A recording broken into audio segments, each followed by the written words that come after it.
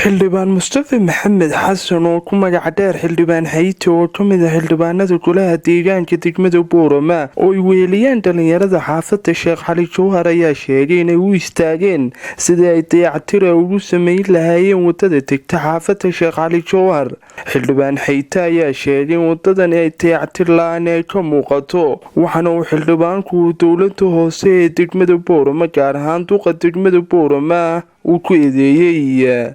maanta tahay kulay maalin jimca waxaan ugu talagalnay markaan arkay wadada oon marayo kulay dayactirka ka muuqda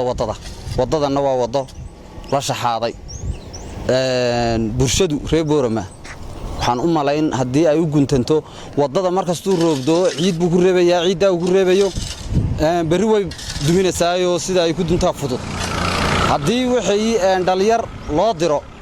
oo waxaan ahayn $10 ayaa ku baxaya dhalinyarta la yiraahdo war kuuliga ka shaqeysta inay faa'iido iyagana u tahay wadadina la daryeelayo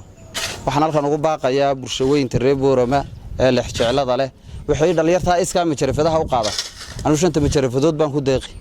waa waqti roobaad baan ku jirnaa wadooyinka meel kasta way go'aysaa hadii ciidda laga xaadho wadadu way nagaadaysaa waayo dawladii hoose ee dayactir lahayd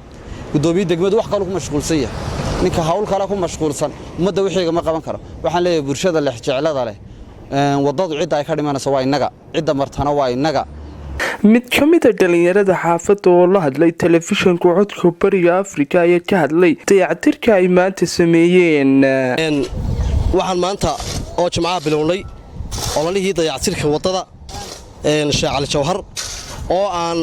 iska wax u qabso ku bilownay inaan dayactirno wadada sababtoo ah wadadu waa halbowlaha kaabayaasha dhaqaalaha waxaan muhiim u tahay xaafadda inaan ilaashano wadadeena oo dayactirno waxay cadeynaysaa muwaadinimadii cadeynaysaa waxa weeyaan waa tawadarksan wadadii waa tawadarksan maalintii la hagaajinayay ee la shubayay waxa dhibaato ka muuqata wadarkaysan waxa weeyaan ummadii la jeclo uma laha wadadii anigu xildhibaan ma yihi laakiin waxa muhiim ah sheega waxa weey maadaama dhalinyarada xaafadda Sheekh Cali Jawhar ahay war aan ku shaqeyno wadadeena oo aynu ilaashano la jeclada naga iskale cid waxa inoo haysaa ma jirto. Cabdirasaaq Cumar Macadowliyo telefishinka codka bariga Afrika Boorama.